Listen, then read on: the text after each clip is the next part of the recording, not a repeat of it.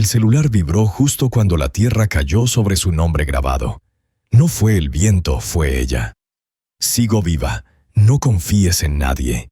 Dudé, pero el impulso fue más fuerte. Saqué el teléfono.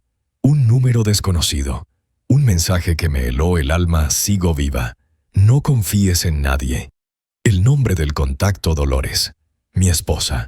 La misma mujer que según todos yacía ahora en esa caja de caoba frente a mí.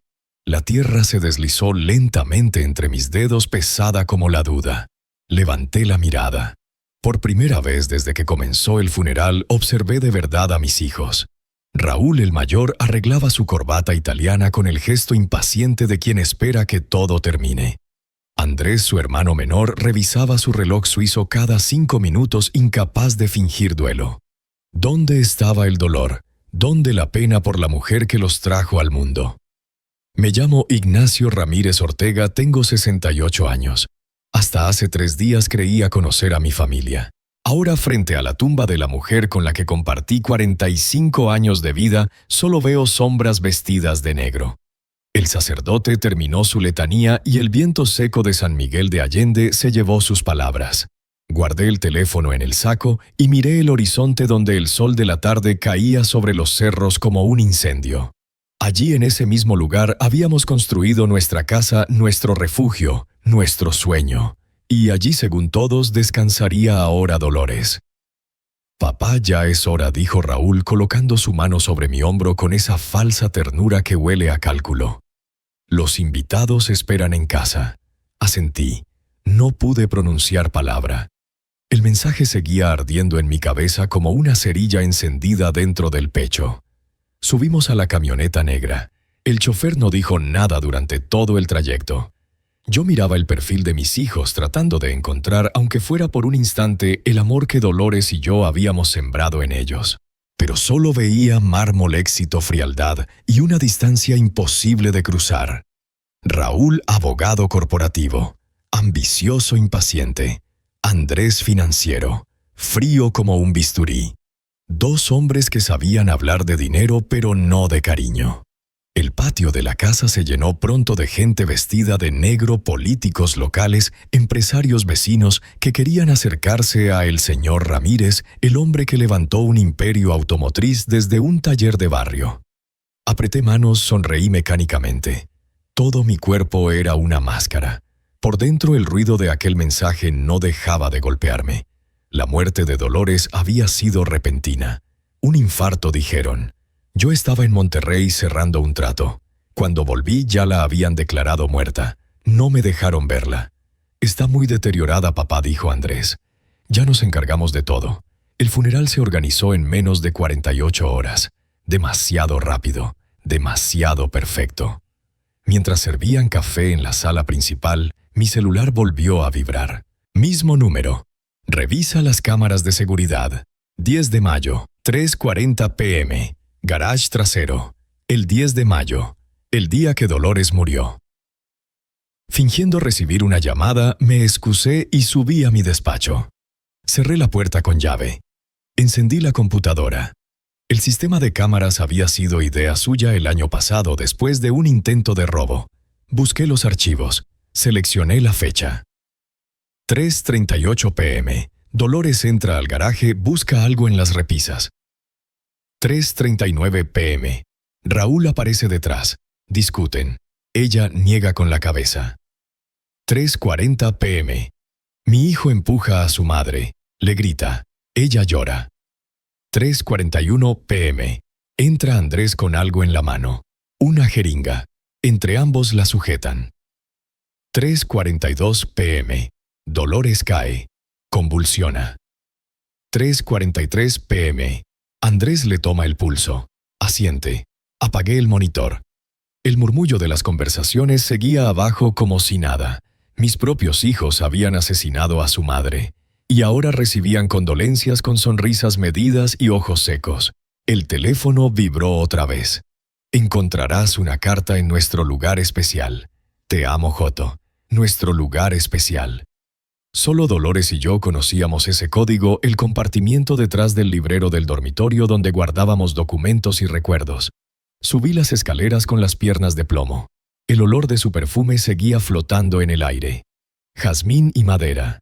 La cama seguía tendida, su cepillo aún tenía un par de cabellos plateados. Activé el mecanismo del librero. Se deslizó en silencio revelando la pequeña caja fuerte. Marqué la combinación 2Nu3Uus978. La fecha en que nos conocimos. Dentro había un sobre manila. Mi nombre escrito con su letra. Lo abrí con manos temblorosas. Mi querido Ignacio. Si estás leyendo esto, mis sospechas eran ciertas. No confíes en nuestros hijos. Desde hace meses los observo cambiar. Documentos que desaparecen, visitas secretas, llamadas cortadas. Contraté a un investigador, Miguel Vargas, exagente federal. Él tiene todas las pruebas. Raúl y Andrés están endeudados hasta el cuello. Descubrieron que cambiaste tu testamento y que tu fortuna ya no será suya. Planean eliminarnos a ambos. Primero a mí, luego a ti. Si estás leyendo esto, finge no saber nada. Contacta a Miguel. Perdóname por no habértelo dicho antes. Quise protegerte. Te amé desde el primer día que te vi. Vive, Ignacio. Haz justicia. Luego encuentra paz. El papel temblaba entre mis dedos. Las lágrimas caían sin permiso. Dolores lo había previsto todo. Había intentado salvarme incluso desde la muerte. Dentro del sobre había una tarjeta con un número telefónico y una memoria USB. Escuché pasos en el pasillo. Guardé todo en el bolsillo interior del saco, cerré la caja fuerte y devolví el librero a su lugar justo cuando la puerta se abrió. «¿Papá? ¿Qué haces aquí arriba?», solo preguntó Andrés, sonriendo con esa falsedad que ahora podía oler. «Los invitados preguntan por ti». Respiré hondo. Necesitaba un momento, dije limpiándome disimuladamente las lágrimas. «Ya sabes, recordar a tu madre». «Claro, entiendo», respondió él echando un vistazo rápido al librero. «¿Te ayudo a bajar?» «No, hijo. Estoy bien». Asintió ofreciéndome el brazo. Lo tomé. Mi cuerpo temblaba, pero no de tristeza. Apoyé mi mano en el brazo del hombre que había visto matar a su propia madre. Y en silencio comencé a planear cómo haría justicia. Era rabia. No un estallido, sino una corriente helada que me recorría las venas con precisión de bisturí. La tarde se fue disolviendo como una pesadilla en cámara lenta. Estreché manos, recibí abrazos, oí palabras vacías que rebotaban en mi pecho sin dejar huella mientras observaba a mis hijos moverse entre los invitados con la elegancia calculada de dos actores. Recibían condolencias por la madre que ellos mismos habían condenado a la muerte. Ricardo Vargas, mi abogado y amigo de 30 años, se acercó sin llamar la atención. Ignacio susurró: «Cuando estés listo para revisar los papeles de Dolores, avísame. Hay ciertos asuntos que debemos atender pronto». «¿Qué asuntos, Ricardo?», pregunté estudiando su rostro. «El seguro de vida principalmente. Raúl me comentó que Dolores lo amplió hace unos meses. Una suma considerable». El estómago se me contrajo. Jamás había escuchado sobre tal cambio. Dolores y yo siempre decidíamos todo juntos, o eso creía yo. «Lo hablaremos mañana», respondí, manteniendo el tono neutro. «Cuando haya menos gente». Asintió, se alejó y lo vi conversar animadamente con Raúl en un rincón. Mi abogado de toda la vida también estaba enredado.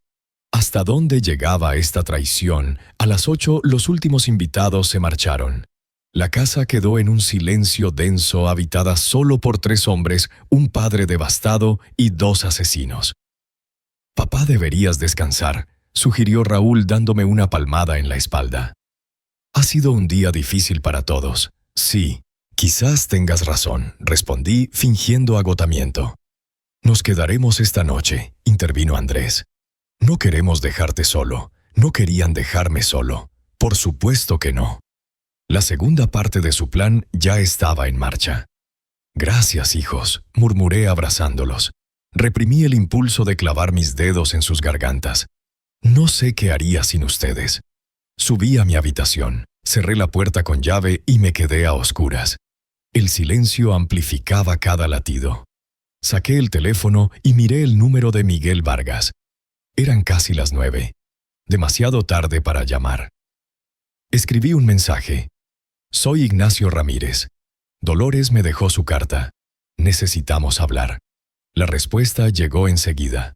Lo estaba esperando. Señor Ramírez, no use su teléfono habitual. Es probable que esté intervenido. En el garaje bajo la caja de herramientas roja encontrará un celular prepago. Úselo para comunicarse conmigo. No confíe en nadie dentro de su casa. Me quedé mirando el mensaje largo rato. Dolores no había sido paranoica. Había previsto cada paso. Esperé a que la casa cayera en completo silencio. A las 11:30 me quité los zapatos y salí descalzo. Bajé los escalones con la memoria del cuerpo, sabía cuáles crujían desde hace décadas. Atravesé la cocina donde aún flotaba el olor a café viejo y a cera de velas. El reloj del comedor marcaba las 11:47. En el garaje la luz del farol se filtraba débilmente por la rendija de la puerta. Me acerqué a la caja de herramientas roja oxidada por los años. Levanté la bandeja superior. Allí estaba un pequeño celular negro junto a un cargador. Lo encendí, solo tenía un contacto guardado MB. Volví a mi habitación con el mismo sigilo. Cerré la puerta y marqué el número. Señor Ramírez, respondió una voz grave cansada con acento del norte. Lamento profundamente su pérdida. Miguel Vargas, sí, señor. Su esposa me contrató hace 2 meses. Tengo toda la información que necesita, pero no podemos hablar por teléfono. ¿Cuándo podemos vernos mañana? Sus hijos saldrán a las 10 para reunirse con el notario Ricardo Vargas. Lo sé porque intercepté sus mensajes. Tendremos 1 hora. Hay un café en la avenida Insurgentes La Antigua. Estaré en la mesa del fondo a las 10:15. Estaré allí, prometí. Una última cosa, señor Ramírez. No abra la memoria USB en su computadora. Tráigala mañana, y por lo que más quiera actúe con normalidad. Su vida depende de ello. La llamada terminó. Me quedé quieto sosteniendo aquel teléfono como si fuera un amuleto contra la muerte. A través de la ventana la luna bañaba el jardín que Dolores había diseñado con sus propias manos, los rosales, la fuente de piedra, las bugambilias que ella cuidaba cada amanecer. Todo seguía igual, tan sereno, tan falso. Mi mundo se había derrumbado en un solo día. Me recosté sin desvestirme. No podía cerrar los ojos. A las 12:30 escuché pasos en el pasillo. Se detuvieron frente a mi puerta. La manija giró. La cerradura resistió. Silencio. Luego pasos alejándose. Raúl, Andrés, venían a ver si dormía o a matarme. Mi otro teléfono vibró sobre la mesa. Un mensaje de Raúl: papá, ¿estás despierto? Escuché ruidos. ¿Necesitas algo? Mentiras, respondí. Estoy bien, hijo, solo no puedo dormir. Descansa, papá. Te queremos, te queremos. 2 palabras que dolían más que cualquier cuchillo. El amanecer me encontró sentado junto a la ventana viendo cómo la luz transformaba el jardín en tonos dorados. No había dormido. Tampoco había llorado más. Solo quedaba la determinación. Me duché, me vestí con cuidado. Camisa oscura, pantalones grises. El reloj que Dolores me regaló en nuestro último aniversario. Guardé los 2 teléfonos y la memoria USB en el saco. Al bajar a la cocina encontré a mis hijos preparando el desayuno. Papá, no esperábamos verte tan temprano, comentó Andrés sirviendo café en tazas de porcelana. Sonreí con calma sin que se notara el temblor en mis manos. El sueño me abandonó, hijo, y tomé un sorbo de café. Como tantas otras cosas. No pude dormir apenas. Me senté en la mesa con la casa aún oliendo a cera y a café viejo. La cama se siente vacía sin ella. Raúl colocó un platillo con fruta frente a mí. Come algo, papá. Necesitas mantener fuerzas. Su voz sonaba medida como si practicara la compasión. Gracias, hijo. Tomé un trozo de melón, lo miré con detenimiento antes de llevarlo a la boca. Un pensamiento oscuro me rozó la piel. ¿Y si estaba envenenado? Así sería la manera en que planeaban deshacerse de mí.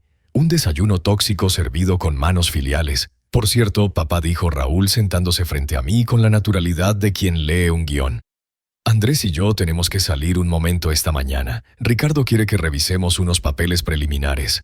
Bueno, asuntos legales.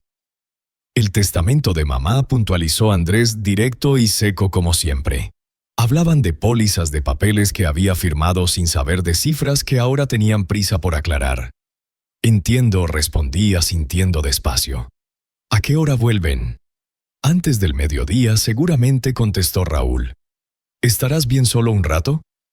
Por supuesto, mentí. Quizás salga a dar una vuelta. El médico dice que caminar me viene bien. Desayunamos en un silencio tenso roto solo por comentarios triviales sobre el clima o recuerdos dulzones de Dolores. Apenas probé la fruta. Movía los trozos con el tenedor fingiendo beber café. A las 9:45 los dos se levantaron al mismo tiempo. «Tenemos que irnos ya», anunció Raúl mirando su reloj. «Volvemos pronto, papá». Los acompañé hasta la puerta. El auto de Andrés arrancó y se internó por el camino de entrada. Tan pronto se perdieron de vista, subí deprisa a mi cuarto. Agarré una chaqueta ligera y las llaves de mi coche. El café La Antigua quedaba a 10 minutos en coche. Prefería no llegar directamente. Aparqué una cuadra antes y caminé el resto vigilando cada esquina con la paranoia que se hace costra en el pecho. El lugar era pequeño, de mesas de madera, el aroma del café recién molido, llenando el aire como una promesa. Al fondo, tal y como me lo habían indicado, estaba un hombre de unos 50 años, fornido con las sienes salpicadas de canas y una cicatriz discreta sobre la ceja izquierda. Levantó apenas la mano al verme entrar. Caminé hacia él sintiendo las miradas sobre mi rostro. Habría salido en los periódicos como el viudo del día. «Señor Ramírez», dijo el hombre poniéndose de pie para estrechar mi mano. «Soy Miguel Vargas. Siéntese, por favor». Me senté frente a Miguel. La carga del mundo caía sobre mis hombros como una losa.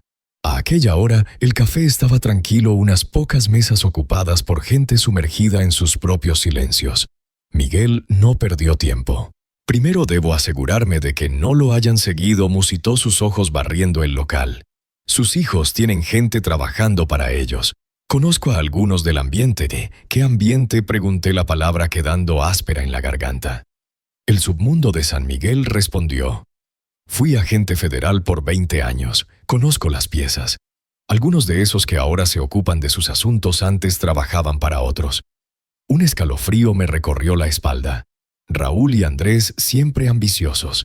Cuando habían cruzado la línea, Miguel sacó una memoria USB de su bolsillo. La coloqué en su mano. De su mochila extrajo una laptop fina y la conectó. Su esposa era brillante, dijo mientras en la pantalla aparecían transferencias y balances. Empezó a sospechar cuando encontró documentos con firmas falsificadas, transferencias a cuentas en las Islas Caimán. Me contrató para seguir el rastro del dinero. «¿Cuánto?», pregunté con la voz apagada. $12 millones desviados en los últimos 3 años desde distintas empresas del grupo. Giró la pantalla hacia mí. Firmas falsificadas, contratos fantasma con proveedores que no existen. «Mira esos nombres, son empresas pantalla». Vi mi firma imitándola con precisión mecánica al pie de cada documento. El estómago se me revolvió. Dolores había revisado estados y detectado irregularidades. Cuando la confrontó, Raúl negó. Cuando ella siguió juntando pruebas, alguien decidió callarla para siempre. Sentí un vómito frío subir por la garganta. «Hay más», dijo Miguel y sacó una carpeta. «Esto es la autopsia real. La que le hicieron a Dolores fue falsificada. El perito forense que firmó la oficial está comprado». Abrí la carpeta con manos que no obedecían. El informe auténtico fue brutal en su claridad. Dolores no había muerto por un infarto. Había sido envenenada con tetrodotoxina, una neurotoxina del pez globo prácticamente indetectable sin pruebas específicas. La tetrodotoxina produce parálisis progresiva. A simple vista parece un ataque cardíaco. «Ella investigó demasiado», dijo Miguel. Descubrió que no solo querían quedarse con su patrimonio. La trama incluía lavado de dinero vinculado al cártel de Jalisco. Su concesionario era perfecto para blanquear ventas ficticias sobre precios, clientes que nunca existieron. «Mis hijos trabajando para narcotraficantes». La frase rebotó en mi cabeza como una condena. Apenas pude susurrar. «¿Y por los mensajes desde su número después de muerta?», pregunté. Miguel pestañeó, luego explicó con voz baja. «Dolores pensó en eso. Me pidió que le montara un sistema automatizado. Si ella no respondía a un código en 24 horas, comenzaría a enviar señales y mensajes que parecieran normales, una especie de seguro por si algo le pasaba. Ella dejó todo en la memoria USB. Me faltó el aire. Dolores, siempre precavida, habitaba ahora en papeles y dispositivos planificando desde antes la evidencia que probaría la traición. Yo había sido ciego confiado en la familia perfecta que habíamos construido. Denunciar a la policía local, dije sintiendo cómo la rabia se templaba en algo frío. No podemos confiar en la policía municipal, respondió Miguel. El comisario Hernández está en la nómina de sus hijos desde hace años. Tenemos que ir a la Fiscalía Federal en la Ciudad de México. Pero necesito pruebas irrefutables, añadí. Quiero confesiones, quiero escucharlo de sus propias bocas, quiero que digan por qué mataron a su madre. Miguel me miró fijo con esa mezcla de profesionalismo y pena de quien ha visto demasiadas verdades desmoronarse. Afuera el sol pegaba con más fuerza. En el jardín los rosales de Dolores brillaban como si nada supieran del veneno que fingía calma en la casa. Dentro de la carpeta y en aquella memoria estaba la venganza germinando, y en mi pecho una voluntad igual de fría comenzaba a tomar forma. Eso es peligroso, señor Ramírez. Ya estoy muerto para ellos. No solo esperan el momento adecuado, pues bien les daremos ese momento. El plan era simple y suicida. Regresé a casa antes que mis hijos interpretando el papel del padre devastado que ellos esperaban ver. Cuando llegaron del despacho del notario, noté un leve temblor en sus gestos, esa tensión apenas disimulada que solo un culpable intenta esconder. ¿Todo bien con Ricardo?, pregunté con voz tranquila, fingiendo desinterés. Sí, papá.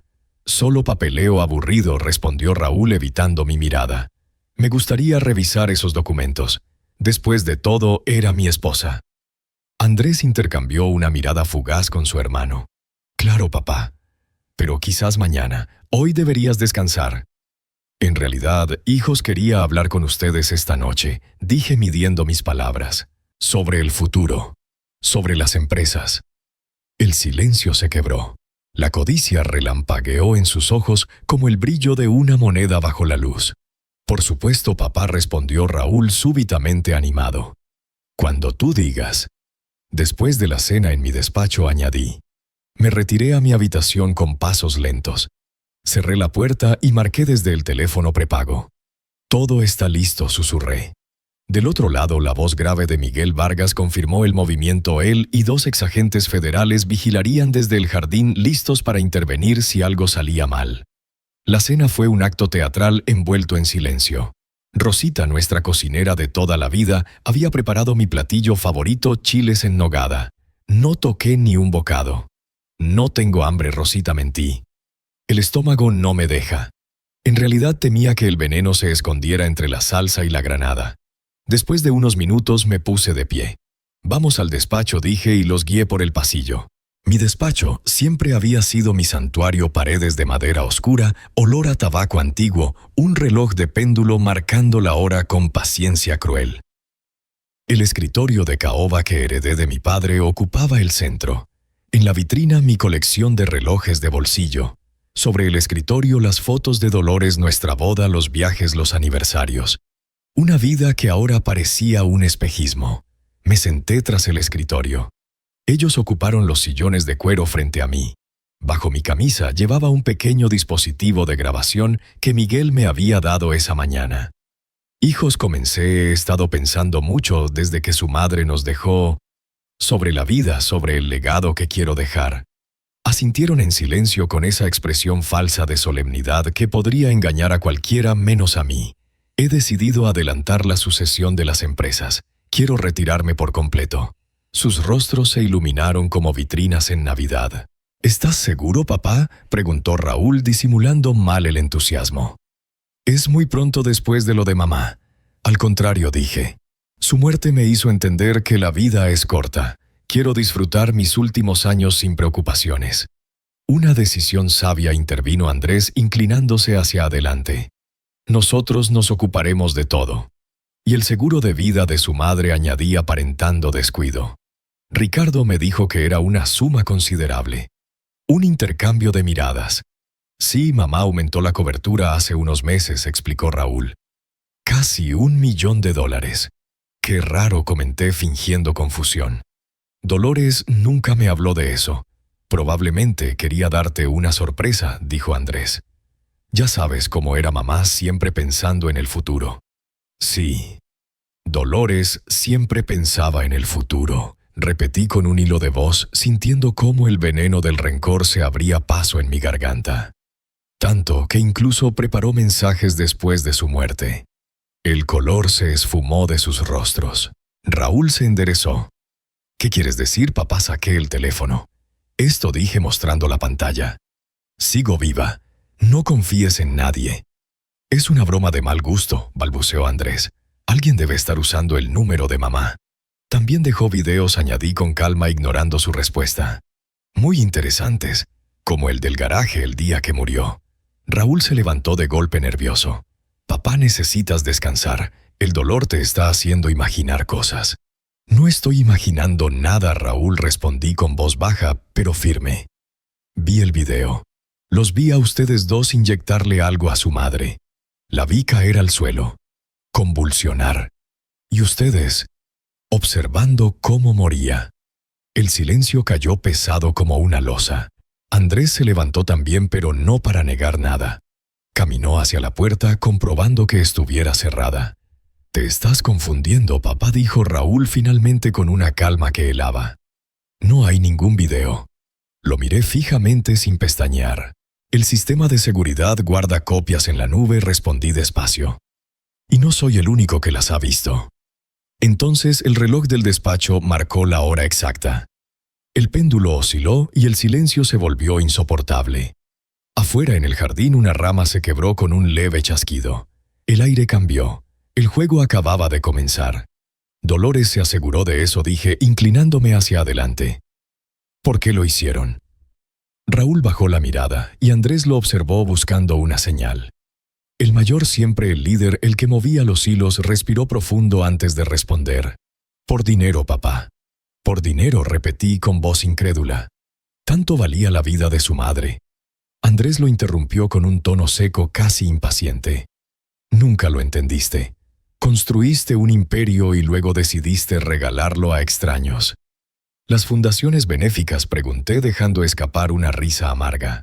«Por eso la mataron», añadí en voz baja. «Porque cambié mi testamento». Raúl golpeó el brazo del sillón con rabia contenida.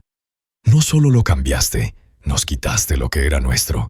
50 años construyendo todo esto para después dárselo a desconocidos.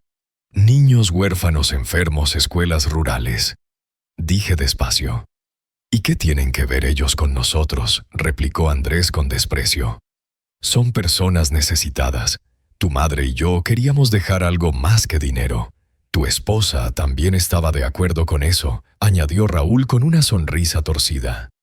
«Hasta que descubrió lo de las cuentas offshore. Entonces se volvió un problema». «Un problema que ustedes resolvieron con tetrodotoxina», respondí marcando cada sílaba para la grabación oculta bajo mi camisa. «Veneno de pez globo, difícil de conseguir, casi imposible de detectar». «¿Dónde lo obtuvieron?». Por primera vez Raúl sonrió. Una sonrisa que no reconocí. «Tenemos contactos, papá. Contactos que tú, con tu moral de otra época, jamás entenderías». «¿El cártel de Jalisco?», pregunté sin titubear. «Lavado de dinero a través de los concesionarios. Dolores también lo descubrió. ¿Verdad?». Andrés se acercó un paso. «Mamá metió la nariz donde no debía, igual que tú ahora». En ese instante lo comprendí. El plan había funcionado demasiado bien. Estaban confesando, pero también estaban listos para matarme. «La dosis para ti será mayor», dijo Raúl, metiendo la mano en el bolsillo interior de su saco. «No cometeremos el mismo error que con mamá. Ella sufrió demasiado. Sentí la garganta cerrarse. ¿Tanto les importó que al menos me darán una muerte indolora?», pregunté, la voz quebrándose. «El amor no paga deudas, papá», respondió Andrés con frialdad. «Y nosotros tenemos demasiadas». Raúl sacó una jeringa. El líquido en su interior brilló bajo la lámpara del escritorio. «Mi muerte contenida en un cilindro de vidrio. Será rápido», prometió rodeando lentamente el escritorio. Luego dirán que no soportaste la pérdida de mamá, el viudo que no pudo seguir viviendo sin ella. Tan trágico, tan romántico. Deslicé el dedo bajo mi camisa y presioné el pequeño botón de emergencia del dispositivo. La señal para Miguel Vargas. Hay algo que deberían saber, dije intentando ganar segundos. Elena no está muerta. Ambos se detuvieron. «¿Qué estupidez estás diciendo?», exclamó Raúl. El cuerpo que enterraron no era el de ella. Era un señuelo. Está escondida esperando el momento para entregar las pruebas contra ustedes. Era una mentira desesperada pero efectiva. Vi cómo la duda se infiltraba en sus miradas. Andrés sacó su celular. «Llama al forense», ordenó Raúl. «Asegúrate de que era ella». Y entonces las puertas del despacho se abrieron de golpe. El estruendo rompió el aire. «Policía Federal al suelo», gritó Miguel Vargas entrando con 2 agentes armados. Raúl giró con reflejos de animal acorralado, aún sosteniendo la jeringa. Un disparo retumbó. El proyectil lo alcanzó en el hombro lanzándolo contra el suelo. La jeringa rodó hasta mis pies. Andrés levantó las manos de inmediato fingiendo calma. «Esto es un malentendido», dijo con voz ensayada. «Solo estábamos conversando». Sí, una conversación sobre cómo asesinaron a su madre y planeaban matar a su padre, replicó Miguel esposándolo. «Todo está grabado, señor Ramírez». Asentí en silencio, incapaz de hablar. Raúl sangraba gritando entre sollozos. Andrés, con el rostro pálido, había perdido su máscara de serenidad. El resto de la noche se desvaneció entre luces rojas y azules, patrullas, órdenes, voces. Federales recorriendo la casa, teléfonos sonando sin parar, Ricardo, socios, amigos. Todos buscando explicaciones. La noticia se esparció por San Miguel de Allende como fuego en la maleza. Los hijos del empresario Ignacio Ramírez arrestados por el asesinato de su madre y el intento de homicidio de su padre. Sentado en la cocina con una taza de café que se enfriaba entre mis manos, escuché a Miguel coordinar la operación. «El cuerpo de Dolores será exhumado. Tendremos la autopsia real», dijo uno de los agentes. «Congelen todas las cuentas. Identifiquen a sus contactos», ordenó Miguel. Al poco rato se acercó y se sentó frente a mí. «Hizo un trabajo increíble, señor Ramírez. Su esposa estaría orgullosa». Lo miré sin emoción. «Mi esposa está muerta», respondí. «Y mis hijos son asesinos. No hay nada de qué sentirse orgulloso». Miguel bajó la mirada. «Tiene justicia, y eso es algo». Justicia. Una palabra hueca, fría. ¿Qué valor tenía cuando todo lo que amé se había convertido en polvo? Mi familia, mi legado, mi vida entera, reducidos a cenizas. «¿Qué pasará ahora?», pregunté mirando la ventana. «Sus hijos enfrentarán cargos por homicidio, intento de homicidio, fraude, lavado de dinero. No volverán a salir de prisión. ¿Y los socios del cártel?». «Ese es otro asunto. Más complicado. Estoy en peligro temporalmente, sí. El cártel no perdona cuando alguien arruina su negocio. Lo trasladaremos a un lugar seguro mientras termina la investigación. Un lugar seguro, lejos de mi casa, lejos del jardín donde Dolores sembró bugambilias, lejos de todo lo que alguna vez fui. ¿Puedo visitar su tumba?». Antes pregunté, sintiendo cómo las lágrimas por fin encontraban salida. «Mañana temprano», respondió Miguel con voz serena. «Con escolta». Esa noche, solo en una habitación vigilada por agentes federales, abrí el cajón de mi mesita. Las fotografías familiares. Raúl y Andrés de niños abrazados sonriendo. Inocentes. ¿En qué momento la ambición devoró su alma? ¿En qué momento perdí a mis hijos? El reloj marcaba las 3 de la madrugada. El silencio era tan denso que dolía respirar. Y por primera vez en mucho tiempo, lloré por todo lo que ya no existía.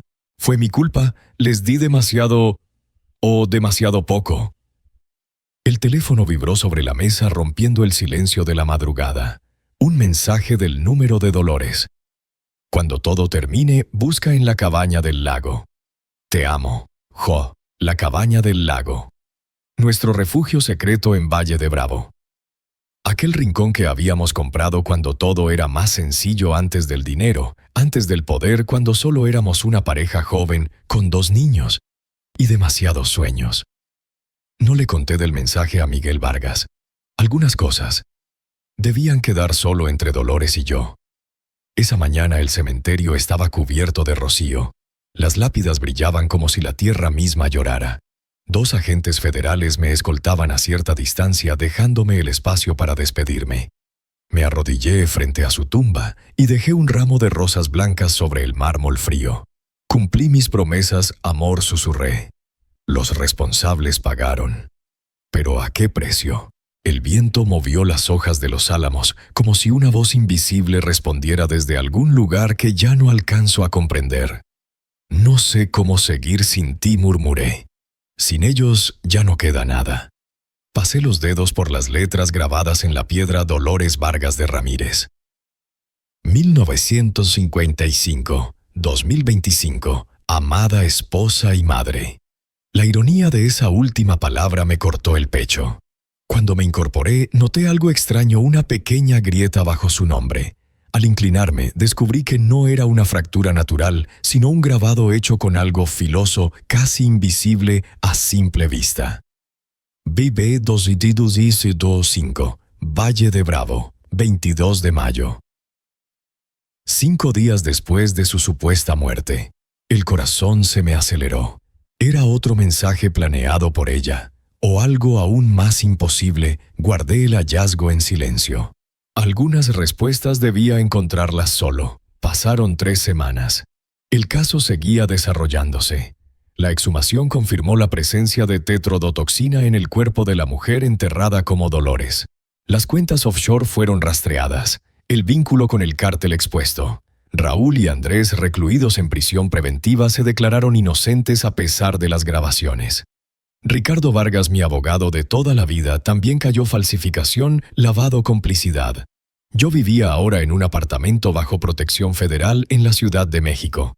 Mi imperio empresarial estaba en manos de interventores, mi vida suspendida en el tiempo. El 20 de mayo pedí permiso para visitar nuestra cabaña en Valle de Bravo. Necesito recuperar documentos personales, expliqué. Me asignaron 2 escoltas armados. El camino hasta allá fue largo y silencioso. Cuando llegamos, el lago brillaba bajo la luz dorada del atardecer. La cabaña seguía igual, pequeña, cálida, con su muelle de madera que se extendía hacia el espejo del agua. Aquí habíamos sido felices, verdaderamente felices, cuando la pobreza todavía era sinónimo de libertad. Necesito unos minutos a solas, les pedí a los agentes. Asintieron y se quedaron afuera vigilando el entorno. Dentro el aire olía a polvo y madera vieja. Las cortinas cubiertas de sol, las fotografías en las paredes, la silla donde Dolores solía leer. El tiempo parecía haberse detenido, como si la casa hubiese estado esperándome. Busqué por todas partes, cajones, armarios debajo del piso. Nada. Subí al pequeño desván accesible por una escalera plegable. Allí, entre cajas de ropa antigua y álbumes familiares, encontré un sobre manila cerrado con cera.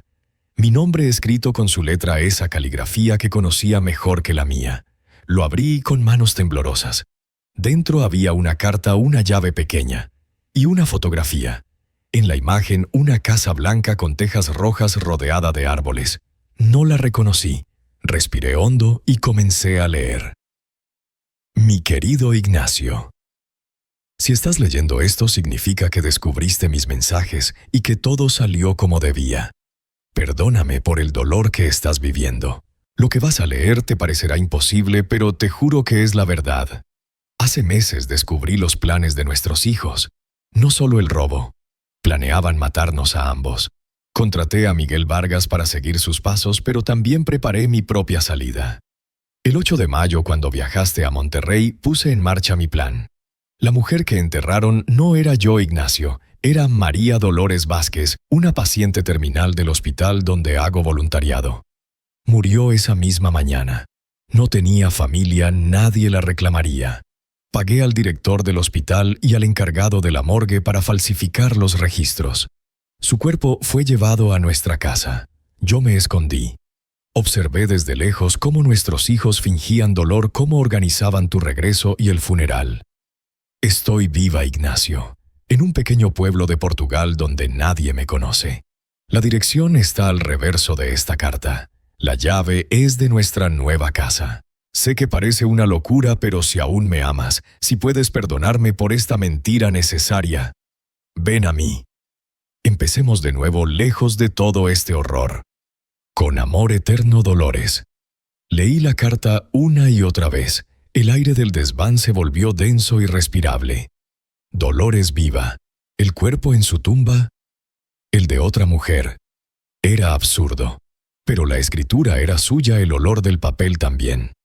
Volteé la hoja. En el reverso una dirección escrita con tinta azul: Sintra, Portugal. Un pueblo rodeado de jardines, castillos y niebla. Un lugar donde 2 ancianos mexicanos podrían desaparecer sin dejar rastro. Me quedé allí en silencio sosteniendo la carta bajo la luz dorada que se filtraba por el techo de madera. El lago afuera reflejaba el último resplandor del día. Por primera vez en meses no sentí miedo, sino una chispa de esperanza.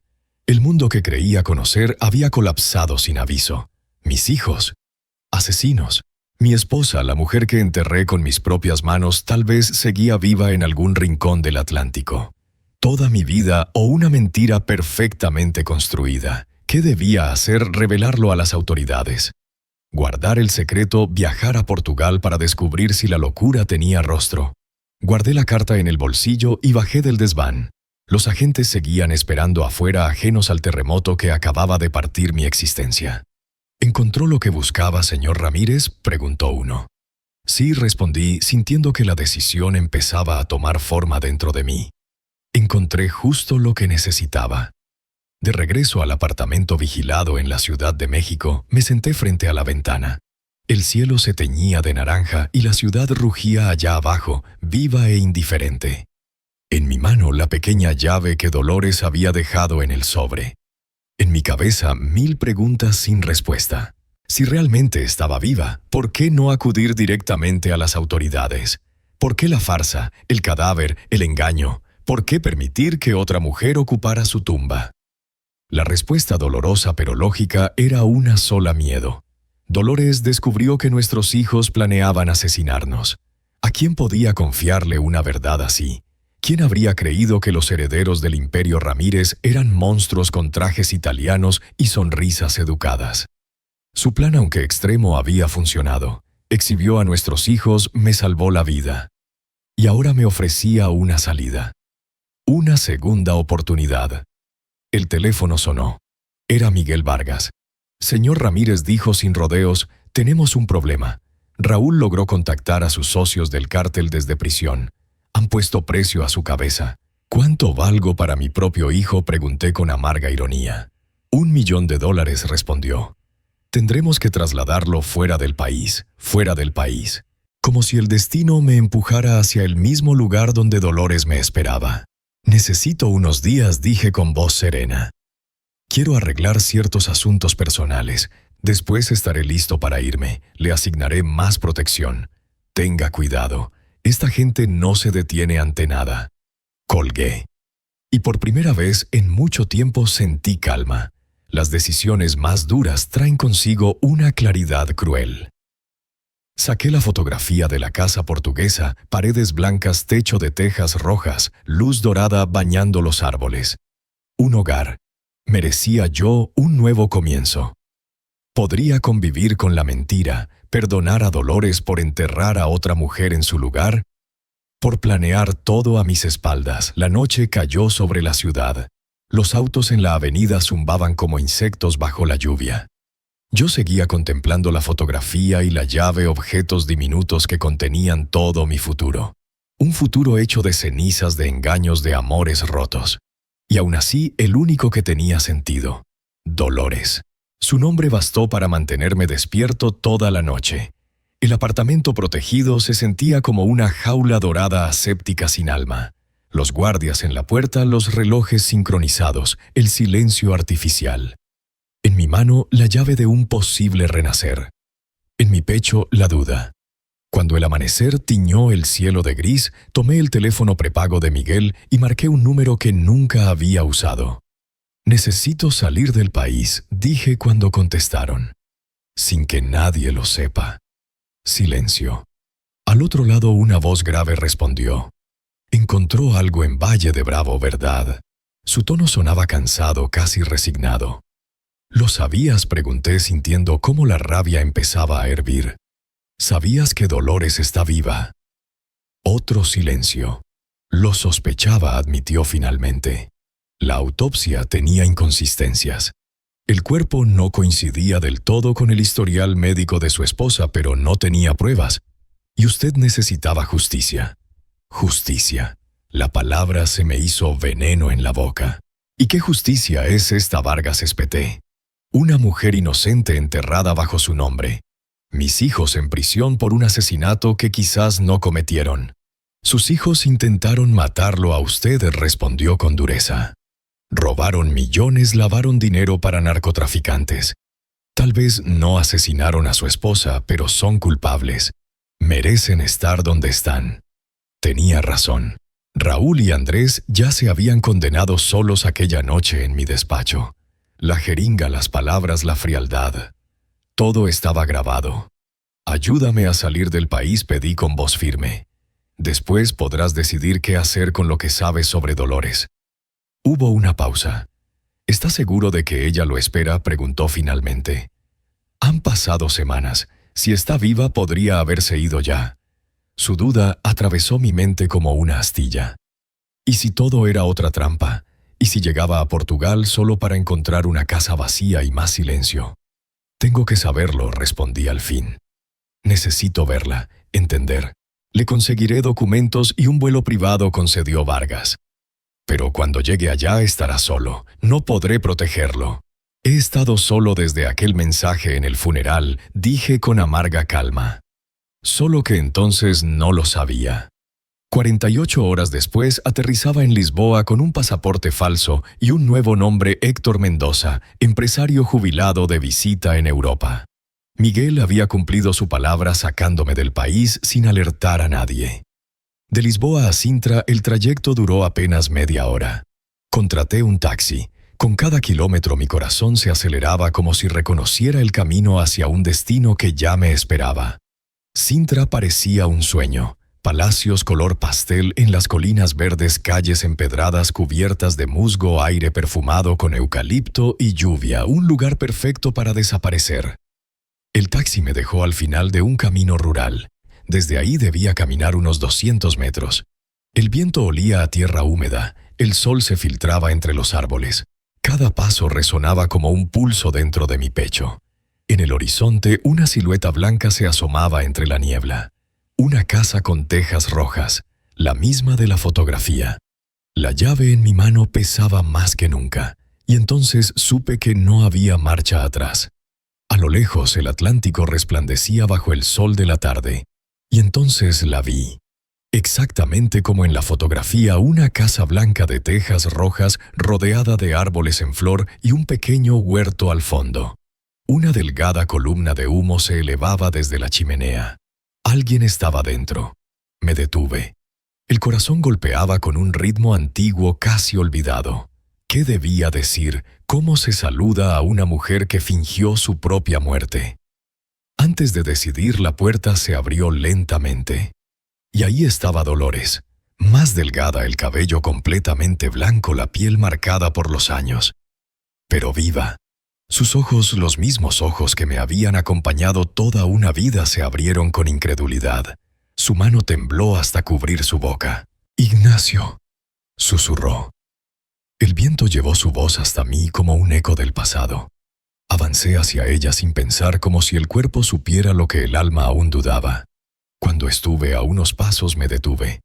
Había imaginado este momento 1000 veces, con rabia, con reproches, con preguntas.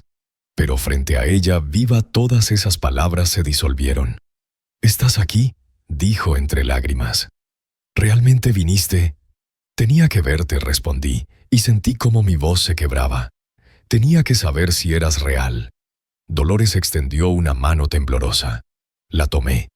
Era cálida, el pulso firme, la prueba irrefutable de que no estaba soñando. «Perdóname», murmuró, «por todo, por la mentira, por haberte dejado solo frente a nuestros hijos. ¿Por qué, Dolores?», pregunté casi sin aire. «¿Por qué no confiaste en mí?». Ella bajó la mirada.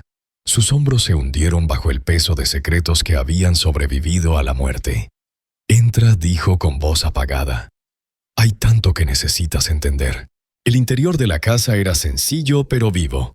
Muebles de madera clara, plantas en macetas de barro, una repisa con libros. El aire olía a té y a leña. Sobre una pared colgaba una sola fotografía, nosotros dos jóvenes riendo frente a la primera casa que compramos en San Miguel. Cuando descubrí lo que planeaban Raúl y Andrés, comenzó ella mientras servía té en tazas de cerámica, quise contártelo de inmediato. Pero entonces encontré esto. Sacó un cuaderno del cajón del aparador. Lo reconocí enseguida, la agenda de Raúl. Lo abrió en una página marcada y me lo entregó. La letra de mi hijo, tan pulcra, tan precisa, llenaba las líneas con frialdad quirúrgica. «Papá sospecha. Demasiadas preguntas sobre los contratos. Si descubre la verdad, lo perderemos todo. Plan B en marcha». Dolores me miró. Plan B éramos nosotros, Ignacio dijo con voz contenida. «Matarme a mí primero, luego a ti. Querían que tu muerte pareciera un accidente o un suicidio por tristeza». Me quedé helado. «¿Por qué no fuiste a la policía?». Su expresión cambió. «Lo intenté. Fui con el comisionado Hernández. Me escuchó con aparente interés. Y después llamó a Raúl mientras yo seguía en su oficina. Le dijo que su madre estaba imaginando cosas, que la edad le estaba jugando en contra». El silencio que siguió pesó más que cualquier palabra. Dolores respiró hondo. «Comprendí que no podía confiar en nadie, ni siquiera en ti», dijo su voz temblando. «Si te lo contaba, ellos podrían haberse adelantado». «Entonces contrataste a Miguel Vargas», dije recordando cada pieza del rompecabezas. Asintió. Sabía que no tenía mucho tiempo. Los escuchaba discutir sobre fechas, dosis coartadas. Se estaban desesperando. Me llevé una mano al rostro. «¿Y decidiste desaparecer?». «Sí», respondió en un hilo de voz. «Darles lo que querían, mi muerte, pero bajo mis condiciones. Una muerte controlada, una trampa para exponerlos». «María Dolores Vázquez», susurré. «La mujer que enterramos». Dolores cerró los ojos. Era una paciente terminal. Sin familia, sin nombre que alguien recordara. Le prometí que su cuerpo descansaría con dignidad, que no sería olvidado. No fue justo, lo sé, pero fue la única forma. Me levanté. No podía quedarme sentado con el peso de esa verdad. Caminé hasta la ventana. El jardín portugués florecía bajo la luz del sol. Un paraíso levantado sobre los cimientos del engaño. «Nuestros hijos intentaron matarme, Dolores», dije sin girarme. «Con la misma tetrodotoxina que usaron contigo. Ahora están en prisión condenados por tu asesinato». Ella asintió lentamente. «Lo sé. Miguel me mantiene informada. No era lo que planeé». «¿Pero qué esperabas que ocurriera?», pregunté girándome hacia ella, sintiendo la ira subir como fuego. «¿Pensabas que confesarían sus crímenes? Pero no el tuyo». «Pensé que tú estarías a salvo», respondió con lágrimas contenidas.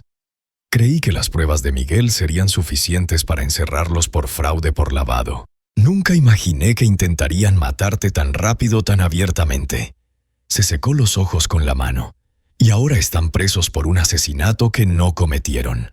«Un asesinato que habrían cometido», replicó ella mirándome fijamente, si el destino no se les hubiera adelantado. Esa mirada dura, rota, me atravesó como un espejo roto. Me quedé en silencio. «¿Los defiendes ahora, Ignacio?», susurró con incredulidad. Después de todo lo que hicieron, no la estaba defendiendo. No los estaba justificando. Solo ya no sabía distinguir entre culpa y castigo.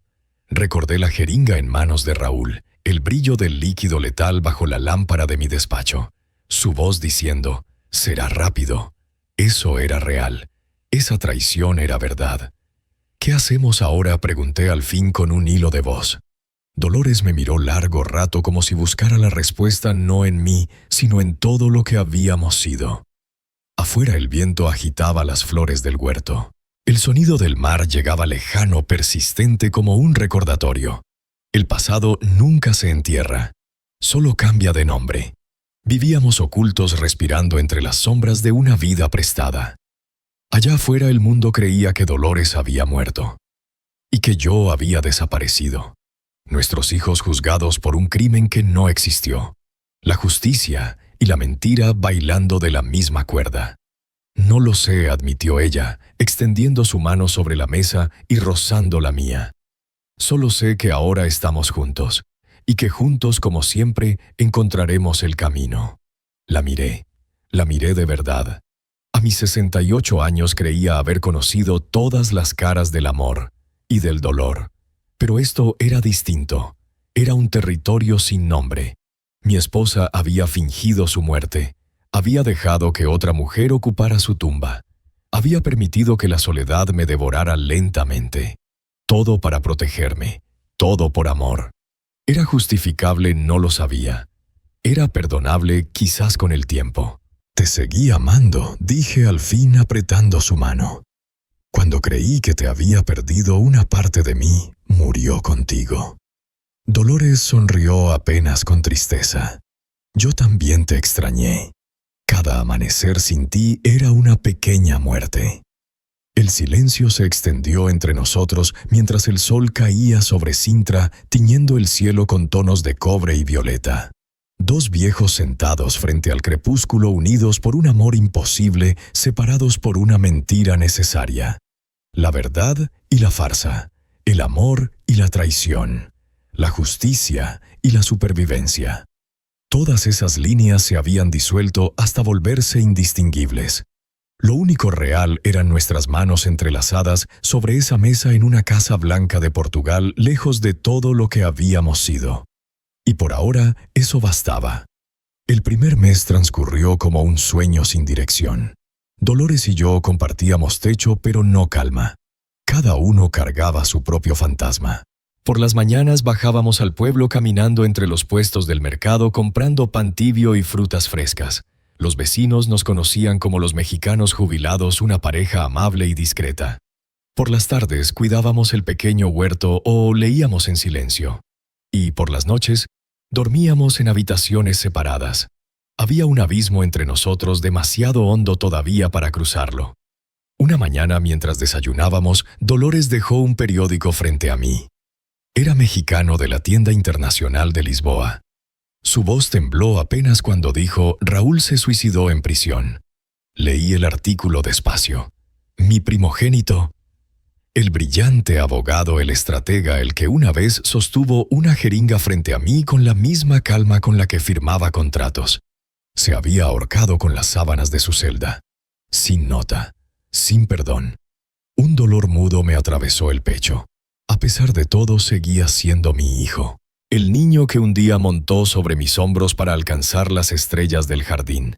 El mismo que me llamó papá con orgullo y me rompió el alma con su traición. Andrés lo sabe, añadió Dolores señalando otra columna más pequeña. Confesó todo en el funeral de su hermano, el fraude, el lavado, el intento de asesinato contra ti. Todo excepto mi muerte, ya no podía negarla.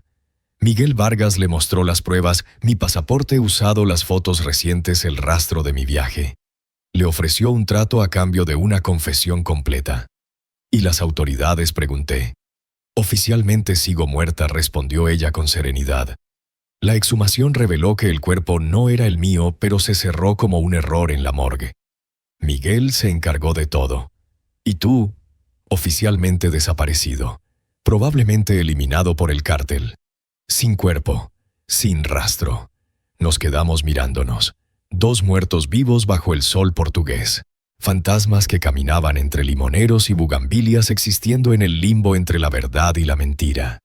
El cambio llegó despacio, como llega la primavera.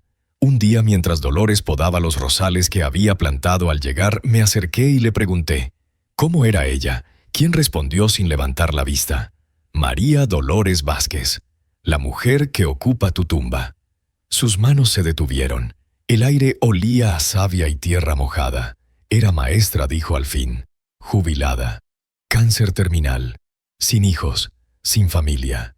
Me contaba historias de sus alumnos mientras yo le leía por las tardes en el hospital.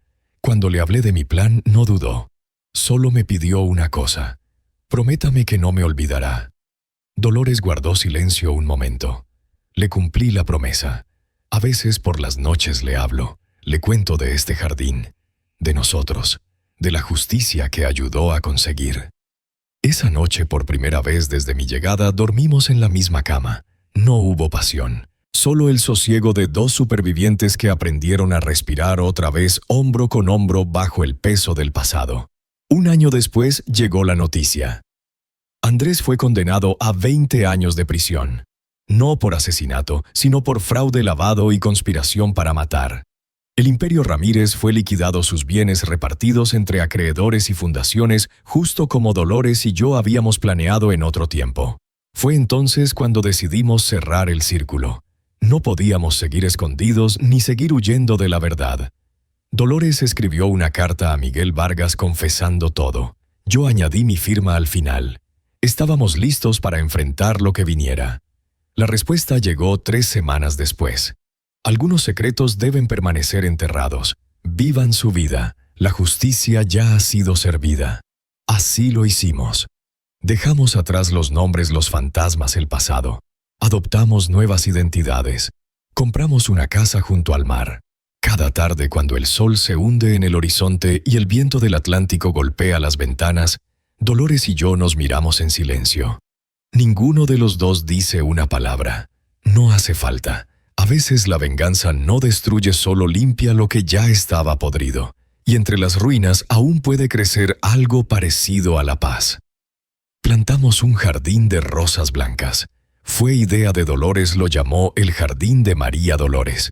Dijo que cada flor sería una promesa cumplida, un nombre redimido.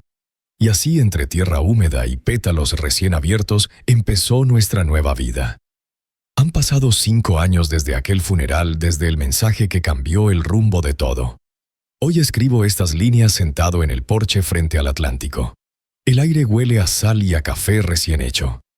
Elena, mi Dolores, duerme la siesta en la hamaca envuelta por la luz dorada de la tarde.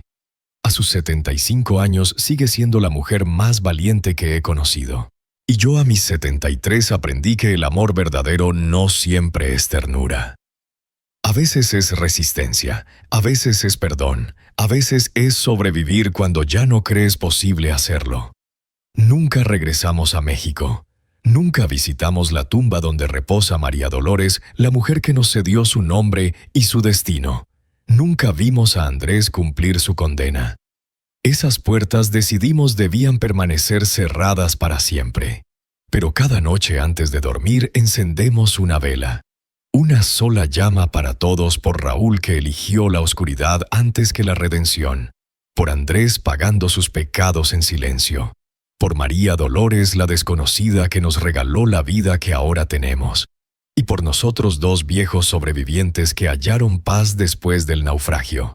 A veces los vecinos nos preguntan por qué 2 ancianos decidieron empezar de nuevo en un país lejano, sin familia ni raíces. Dolores siempre contesta con una sonrisa tranquila, porque nunca es tarde para renacer. Y tiene razón, cuando la mayoría se prepara para despedirse, nosotros encontramos un principio. Un milagro amargo construido sobre mentiras necesarias y verdades insoportables. Pero un milagro al fin. Aquel mensaje que llegó el día del funeral, esas palabras imposibles que rompieron mi vida en 2, resultaron ser la verdad más pura en un mundo podrido de engaños. Sigo viva, no confíes en nadie. Y así fue. Dolores seguía viva. Y en un mundo donde nuestros propios hijos conspiraron para matarnos, la confianza se volvió un lujo. Un lujo que solo podíamos permitirnos el uno al otro. Entre nosotros la confianza floreció como las rosas del jardín más fuerte después de la poda, más hermosa después de la tormenta. Esta es nuestra historia. Una historia de traición y de redención, de muerte y de resurrección. Perdí a mi familia, a mi país y a mi nombre. Pero encontré en el exilio una paz que nunca imaginé, y en el perdón una forma de justicia más silenciosa. Si algo he aprendido es que la vida nunca deja de sorprender. Algunas sorpresas llegan para destruirte, otras para salvarte. El secreto está en seguir respirando, en no dejar de mirar, en no cerrar el corazón aunque duela. Porque a veces, justo cuando crees que todo terminó, la vida te envía un mensaje imposible desde el más al más allá. Solo tienes que estar ahí para leerlo. Ignacio.